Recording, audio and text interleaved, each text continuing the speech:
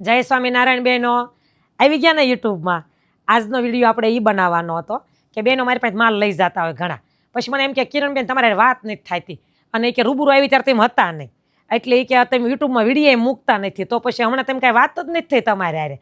તઈ મને યાદ આવ્યું હા હમણાં યુટ્યુબમાં વિડીયો નથી બનાવ્યો, અને એમાં પાસે એમ દુકાનો ફેરવતા હતા. આપણે હીરાબાગવાળી દુકાન હતી ને જે મારી, એ ફેરવીને આપણે બોમ્બે માર્કેટ પાસે શ્રી કુબેરજી પ્લાઝામાં લઈ ગયા. એટલે હમણાં હાવ નવરા નહોતા, કેમ કે દુકાન આપણે ફેરવાના હોય ને એની પહેલાના 10 દી તમારે ગણી લેવાના, અને ફેરવા પછીના 10 દી, એટલે 20 દી તી વહી ગયા.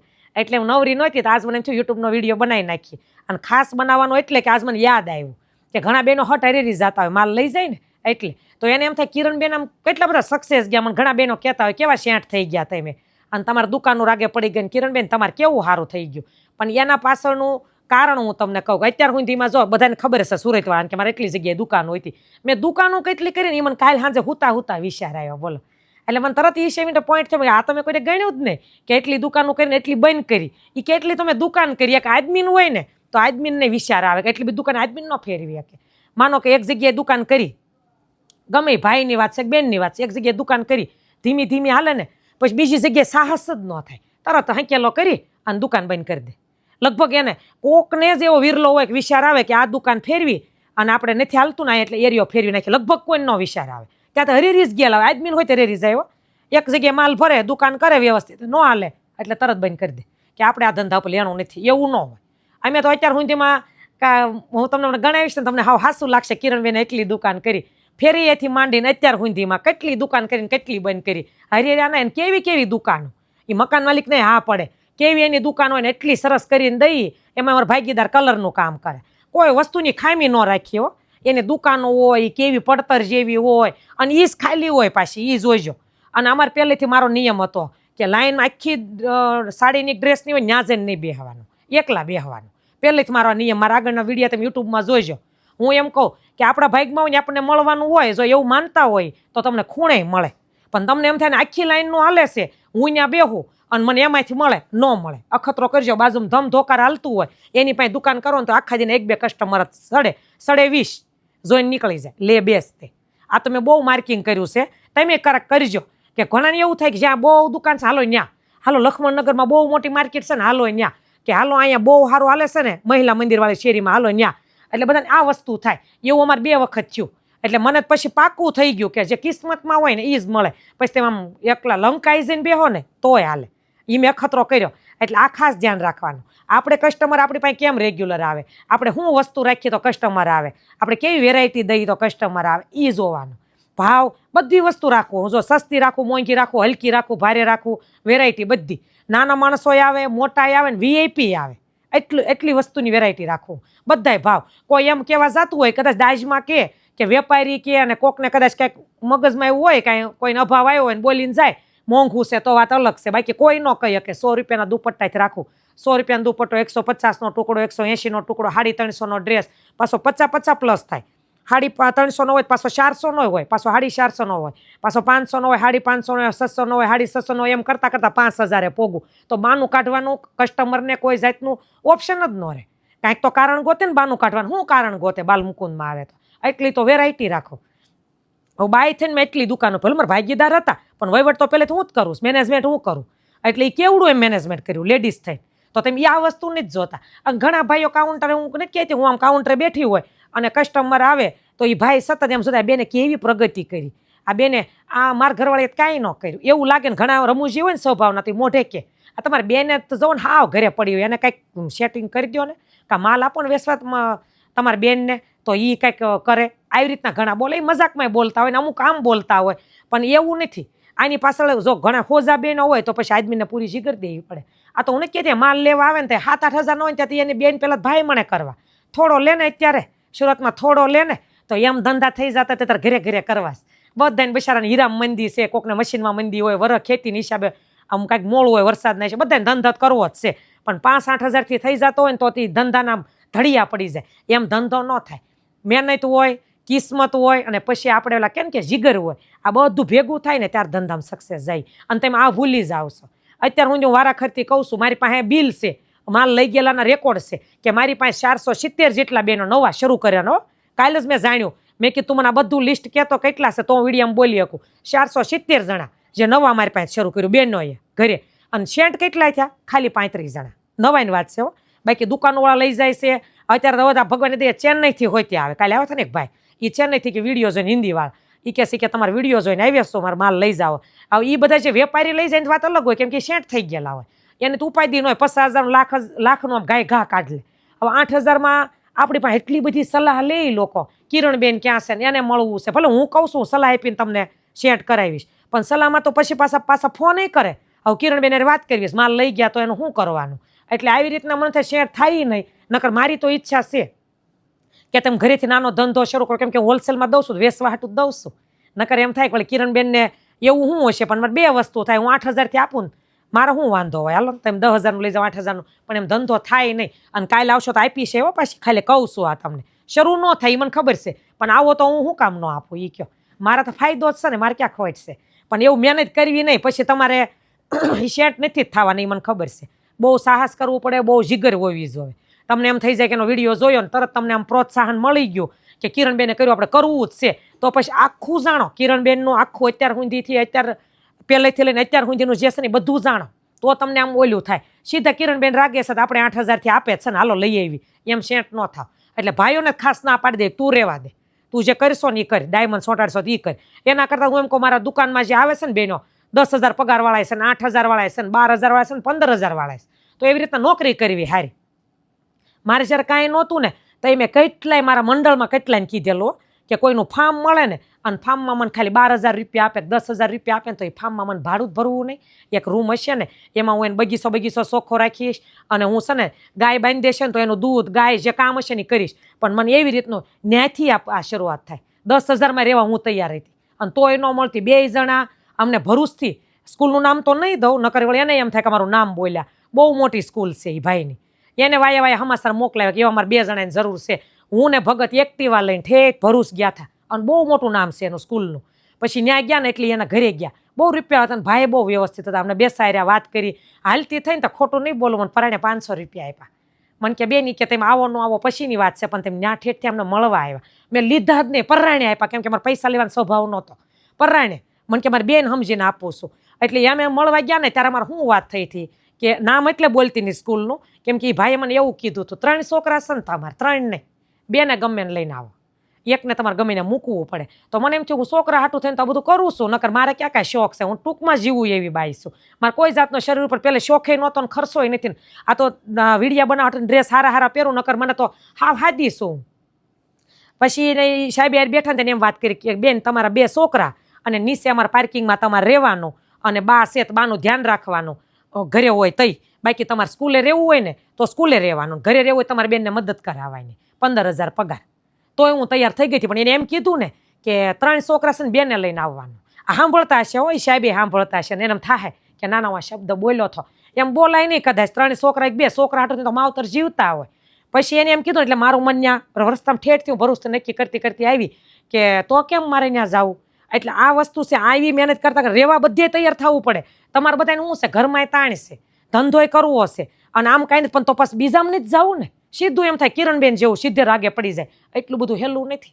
આ તો મેં તમને ખાલી અત્યારે વાત તાત્કાલિક યાદ આવી ગઈ, આ મને સાંભળતી નહોતી, જો અત્યારે મેળે નીકળી કે આ વસ્તુ મેં કરી હતી ભરૂચથી. એ આ હાટું ગઈ. પછી કેટલાને પૂછું, કોઈના ફાર્મમાં તમે તાર ગાયું દોવાનું કહે તો હું ગાયું દોશ, ભેંસ હશે ને તો ભેંસ દોશ, પણ મને કોઈ કામ આપો. કામ હાટું તો હા હરિભક્તો સાંભળતા હશે ને મારા હગાવાલે સાંભળે. મેં કેટલાને કીધું હશે કે મને ગમે એ કામ હાલશે, મારે ગમે એ કામ હાલશે.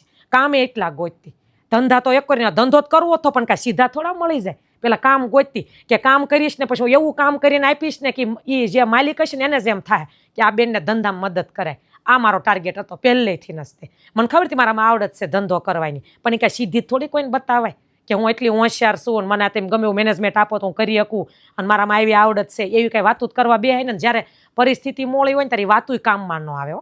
તો એથી તમને ગાંડા લાગી ગયા આપણે. હવે એમ થાય કિરણબેન બહુ જીવરા, તમે કેમ સંભાળો છો? તો એ પણ આ સંભાળવાની આવડત તો અંદર હતી જ, પણ સીધી વાત ન થાય. પછી મેં જ્યારે ફેરિયાની જેમ વેચતી ને, તે ફેરિયાને હારવાર વેચતી, નકરું કાંઈ ફેરિયા પૂરું ન પડતું, સીધું નહોતું હાલવા મળ્યું. ફેરિયાની જેમ વેચતું ને તો પછી સા વેચવાય જતા કોરોનામાં. પછી પાછા ફેરિયાની જેમ વેચતા હોય ને ત્યારે રોટલાનો ઓર્ડર આવે વચ્ચે ફાર્મમાંથી, કે એટલે હરિભક્તો ના જ કરતી હો, લાગડ ફાર્મમાં ન જાયતી.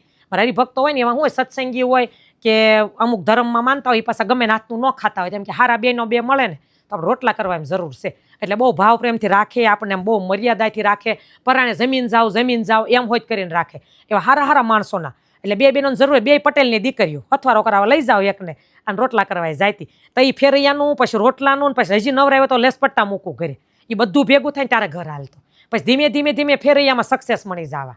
અને પછી જ્યારે દુકાન કરીને તો હીરાબાગ આપણે કુસુમ સાડી પાસે મેં દુકાન કરી હતી. નાની એવી બીક લાગતી હતી કે હાલશે કે નહીં હાલ, ભાડું ભરાય ને 8,000 ભાડું હતું. પછી એ કરી પહેલી દુકાન. હવે દુકાનો ગણજો તમને એમ થાય ને, એટલે મેં પહેલી દુકાન ત્યાં કરી. પછી મને હાલવા મારા ગુરુના આશીર્વાદ હતા. શોખીન સટવાદ કિરણબેનમાં આવડત તો હતી જ, પણ શેમાં શેઠ ન થાય. આ ખાલી દુકાનોની વાત કરવા બેઠી છે ત્યારે, ધંધાની નથી કરતી. ધંધાનું મને વારાખર તેમ થાય વિડીયો બનાવીશ પણ ભૂલાઈ જાય. તમે કોમેન્ટમાં લખજો કિરણબેન કેટલા ધંધા કર્યા ને એ વાતે કરો, એ હું અલગથી કરીશ. મેં એટલા ધંધા નાનેથી કરતી હો. પહેલાં મારા પપ્પાને કે હું મોટી હતી, મારા પપ્પાને મને એમ થાય કે હું આમ મોટી શું તે થોડીક મદદ કરાવું. પહેલેથી જ તે ધંધો કરાવીને ધગશ એટલી હતી ને એ બધા હું તમને ગણાવીશ. આ પછી મેં પહેલી દુકાન કરી. એ જ્યારે પહેલી દુકાન કરી ને પછી એ રાગે પડી ગઈ. હવે એ રાગે પડીને એટલે મેં પછી કરી બીજી દુકાન કતારગામ હરિદર્શનના આપણે હરિધામના ગેટે આંબા તલાવડી. એટલે એ દુકાને ધીમી સરસ હાલતી. પછી ત્યાં કોઈ બેહે એવું નહોતું. જે બેન બેહતા ને એને આઘું પડતું. અને જો આ ભાઈ કહેવાય. હવે અત્યારે બધા મને એવું કહેશે કિરણબેન અમદાવાદમાં ફ્રેન્ચાઇઝી આપો ને, આ બાલમુકુંદની બોમ્બેમાં ફ્રેન્ચાઇઝી આપો ને, બાલમુકુંદની સ્પેશિયલ મળવા આવે. તમને હાસું લાગે તોય ભલે, ન લાગે તોય ભલે. એમ તમને થાય કિરણબેન ફેંકે એવું નહીં. ત્યારે બાલમુકુંદના નામનું બધાને વેચવું છે. એટલે એમ કે તમે અમને ફ્રેન્ચાઇઝી આપો. જ્યારે મારા માણસની જરૂર હતી ને ત્યારે બેનો ન મળતા. એટલે એ બેનને પછી આઘું પડતું. તો એ દુકાને મારે જવું પડે. તો આ દુકાન અટવાય. એટલે પછી મારે એ દુકાન મેં કીધું ત્યાંથી લઈ અને મહિલા મંદિરવાળી શેરી કતારગામ આપણે કીધું એમાં વૈયા જાય ને તો ત્યાં ઘણા આપણા હગા છે, એમાંથી એક બેન આવશે. તો ત્યાંથી એટલાને ફોન કર્યા, ત્યાં બેઠા. એટલે દુકાન થઈ ત્રીજી આપણે મહિલા મંદિરવાળી શેરીમાં. ત્યાં હું પોતે બેહું તો અહીંયા અટવાય. હિનાબેન બધા એમ કે કિરણબેન ક્યાં બસાર હિનાબેન બેહે, નકર મહેનત તો મારે હતી, એને મહેનત નહોતી કરવાની. તો એ બેહે અને હું ત્યાં જાઉં. પછી પાછું એ દુકાન કરીને તો ન્યાય કોઈ ન મળ્યું. બે જણાને બેહાર્યા પણ એ મહેનત એ નીકળી જાય. એમ કોઈને કાઢ્યા નહીં. એના કાંઈક ને કાંઈક બાનું કાઢીને નીકળી જાય. કેમ કે એ શું થાય કે સીધી હાલવા મળવી પડે, પણ એમ સીધી ન હાલે. અને ભાડું નીકળી જતું, કસ્ટમરે આવતા. નકર એમ થાય આખો બેહતા ને કોઈ નહોતું, એવું નહોતું. આવતા જ. કેમ કે ફેરિયાની જેમ શેરીએ ગયેલી, કતારગામમાં ગયેલી, યોગી ચોક ગયેલી, સુરતનો એક ખૂણો બાકી નથી રાખ્યો. મારે ખાલી એટલું કહેવાનું થતું કે મેં અહીં દુકાન કરીશ. વોટ્સઅપમાં કહું અહીંયા કહું તોય કસ્ટમર ધીમા ચાલુ જ રહેતા. પણ જ્યાં બેહે ને એને એવું થઈ જતું સીધું મારું આમ રાગે પડી જવું જોવે. 50% બેહારતી રોકાણ અમારું, એને ખાલી 50% મહેનતના. તો એમ થતું એને કે સીધું હાલવા મળવું પડે, એમ 20-25 હજાર કમાવા મળવા. એવો ધંધો ક્યાંય છે નહીં.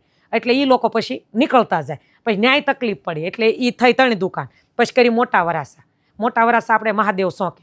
હવે એ દુકાન કરીને એટલે ત્યાં 16,000 ભાડું હતું. તોય હું ભરતી. પછી એને 16નું સીધું 32 કરી નાખ્યું. કેમ કે ત્યાં બધા જેન્ટ્સના શોરૂમ થઈ ગયા. એટલે એ મકાન માલિક કે સીધું જ ભાડું. એ બધાને ખબર હશે મોટા વરાસાવાળાને કે દુકાન હતી બાલમુકુંદ. એટલે એ બંધ કરી. એ થઈ 4. અને પછી કરી યોગી ચોક દુકાન. યોગી ચોક કરી ઉપર આપણે ઓલી લાઈન છે ને એનાથી થોડાક ઓરા બેહીને આપણે યોગી ચોક સર્કલ પાસે તે એમાં ઉપર કરી. પછી ઉપર કરીને એટલે એક માળ સડીને કરી હતી. તો એ કસ્ટમર કીધું ત્યાં ઉપર ભાળે ન ભાળે, સડે ન સડે. ત્યાં થોડાક મહિના હાંકી, 6 મહિના લગભગ હાંકી છે. પછી એ બંધ કરી. અને ત્યાંથી કરીએ પછી આપણે અંદર તિરુપતિમાં જઈને ત્યાં છે શોપિંગ, એમાં કરી. એ હાંકી વરસ દિવસ જેવું કે વધારે. એટલે એ કરી એટલે 5 થઈ. એ 5 દુકાન એ કરી. પછી એક કરી આપણે હરિદર્શનના ખાડામાં કતારગામ. હા, હરિદર્શનનો ખાડો છે કતારગામ સોસાયટી જે કહેવાય તે બધાને ખબર. પછી એક એ કરી એટલે થઈ 7 દુકાન. પછી એ બંધ કરી. આ તમે જોજો હો, તમને એમ થાય ને આદમીને ન કરે. મેં કીધું 2-3 વારમાં એમ થઈ ગયો આ ધંધા પર પણ લેણું જ નથી. હવે આપણે આ કાંઈ કરવું નથી, કરી લો હકેલ લો અને સડે બીજામાં. એમ ન હોય. હરેવાર નહીં, કરવું છે તો કરવું જ છે. આ ખાસ યાદ રાખવાનું. તમને એમ ખબર હોય ને કે મારામાં આ આવડત છે. મને ખબર હતી કે હું વેચી શકું માલબા બેનો હું જોતો છે. મને ખબર કેમ કે મારામાં અનુભવ હતો. જે હું આમ શેરીએ ગઈ હતી ને બેનો હું જોતું છે, કેવો કટ જોતો છે, કેવી ડિઝાઇન જોઈતી છે, કેવું કપડું જોતું છે, એ મેં ખાસ યાદ રાખ્યું હતું. અને મારા મગજમાં હાલતું જ હતું આવું દઈએ ને એટલે કસ્ટમરને આવવું જ પડે આપણી પાસે. એટલે એને લઈને મારામાં એટલી બધી જીગર હતી. પછી કેટલી થઈ 6 ને 7 થઈ. પછી 7માંથી પછી આવી કુબેરજીમાં. હવે કુબેરજીમાં રેડી આપણે ઉપર કરી હોલસેલની બીજા માળે એ કરીને એટલે ત્યાં એવું થતું કે લીપ એટલી બધી નાની ને હાંકડી. એટલે કસ્ટમરને સડવું ઉતરવું ને એમાં તકલીફ પડતી. એટલે એ દુકાન બંધ કરી અને નીચે લીધી. એટલે થઈ 8મી. નીચે આપણે રેડીમેડની જે છે ને એ. પછી કરી હોલસેલની બાજુમાં બીજી. આ ઉપર બીજા માળે એ જ તે. પછી બીજા માળે કરીને એટલે એમાં એ તકલીફ પડતી કે સડે ઉતરે, લીપ નાની, માલ લઈ જાઓ લાવો પોટલામાં. કેમ કે કુબેરજી માર્કેટ જ નાની છે. પછી આ માર્કેટ છે હો. પછી ઉપરથી નીચે ઉતારી એટલે કેટલી થઈ 9 ને 10. આ 10મી દુકાન છે. એ 10 ઈ. અને હવે હીરાબાગ જે એક હતી ને એને અમે કરી મોટી, કેમ કે પછી હાલવા મળ્યું, કસ્ટમર હમાતા નહોતા. નાનીમાંથી બાજુની લઈ લીધી એટલે દુકાન તો ગણાય, બેની એક કરો તો એ દુકાન તો બે જ થઈ. એટલે પછી કરી 11મી, એટલે 11 દુકાન ટોટલ થઈ. અને 11 પૂરી થઈને હવે 12મી જગ્યાએ આવ્યા છે કુબેરજી પ્લાઝામાં. અને ભગવાનને પ્રાર્થના કરવાની છે કે બસ અહીંયા સ્થિર થાય તો ભલે 2 વર્ષ 5 વર્ષ હરખું રળીએ, બહુ થઈ ગયું, પછી ભજન ક્યારે કરવું. એટલે એમના 2-5 વર્ષ હરખું થઈ જાય, મકાન થઈ જાય. મકાન છે નહીં મારે દેહમાં, કાંઈ બેમાં જે એક જગ્યાએ થાય એક જગ્યાએ, 2 જગ્યાએ થાય 2 જગ્યાએ, પછી ભજન કરવું છે એટલું બહુ. કેમ કે ધાર્યું નહોતું કે હું કમાઈ શકું, હું રળી શકું. જ્યારે કાંઈ નહોતું ને તે દુઃખ લાગતું કે ભૂખ્યા પેટે ભજને કેમ થાય. સ્વામી કહેતા કે ભૂખ લાગી હોય ને તાળી પડે, કોઈ કીર્તન ગૌરાજ ન પડે, દુઃખ લાગે. એટલે એટલું ભગવાને આપ્યું, એટલું બહુ થઈ ગયું. બાકી છોકરા કરશે, અમારી પાસે કાંઈ નહોતું તો ભગવાન એટલું આપતા હોય, છોકરાને આપશે, એના ભાગનું ઈ ખાહે. એટલે એટલી હતું, મેં તમને એ કીધું 11 પૂરી જ થઈ ગઈ. હવે આ 2 ગણો તો 12 ને 13મી થાય. આજે અત્યારે હું બેઠી વાત કરું છું ને, 12મી ને 13મી થાય. 11 તો મેં તમને એવી ગણીને બતાવી કે જેને અમે રિનોવેશન કર્યું, કલર કર્યો, એની ખીલ્યું કાઢીને પૂટી પૂરી, અને પછી ત્યાં પાછું બધું એમ લાઇટું બાઇટું, પછી બેહવાનું, એના માપનું ટેબલ, એના માપની ખુરશી, એના માપના કાચના ઘોડા, અને પછી કરી બન, પછી એ લઈને પાછું બીજે, પછી ત્યાં જઈને બધું નવેસરથી પાછું એ લઈને ત્રીજે. એમ તમને હરેરો નહીં ને, એટલે આ વાત કરી. મેં મહેનત કરી, એમ નહીં, મેં મહેનત કરીને મને ફળ મળ્યું છે એટલે મને દુઃખ લાગે નહીં. પણ તમને ખબર પડે કે આ એટલું બધું થાય ત્યારે આ વસ્તુ થાય. એટલે 11 ને ગણવાની જ નહીં. હવે 12મી 13મી છે, એટલે હવે આ સેટ થઈ જવાનું છે. તમને એમ થાય કે આગવા ગયા કિરણબેન, પણ ત્યાં જ જવું છે, મારા કસ્ટમર છે એને કહેશો. નવાને તો સારું લાગે તો આવે, પણ જૂના અહીંયા લાંબા થાય. અહીંયા જતા ને હજી અહીંયા આવે છે. કિરણબેન ક્યાં ઠેઠ વહી ગયા, રોયાવ ક્યાં અમારે આવવું પડે, એમ કરીને અહીંયા આવે છે. એટલે આવો સપોર્ટ દેજો, 1 2 વર્ષ પછી તમે ગઢા થઈ જાવ ને હું ગઢી થઈ જાય. એટલે તમારા બધાને વિડીયો સાંભળવા બદલ થેન્ક યુ. અને આ ખાસ એને સાંભળવાનું છે કે મારી પાસે માલ લેશે ને. પછી પાછા ફોનમાં એમ કે કિરણબેને જો ને હાલ્યું નહીં, એટલે તમારે યાદ રાખવાનું, એમ હાલે નહીં, બહુ વાર લાગે. આ 10મો વર્ષ હાલે તઈ હાલે, એટલે ખાસ નોંધ લેજો. અને જો હાજર હશે ને તો તમને મળીશ. મારી એવી ઈચ્છા છે કે હું હવે અહીંયા રહું, એટલે તમે હોલસેલમાં લેવા આવો તોય હાલે, અને આ મટીરિયલ લેવા આવો તોય હાલે, રેડીમેડ લેવા આવો તોય હાલે. એટલે હું અહીં મળું, એટલે એક જગ્યાએ હો તો ઓલું અહીંયા આવો, એટલે તમારે એ ફાયદો થાય. હશે તો મળીશ જ, મારે શું વાંધો હોય, માલ લેવા આવશે. એટલે એ ધ્યાન રાખજો ને, રાજી રહેજો. જય સ્વામિનારાયણ.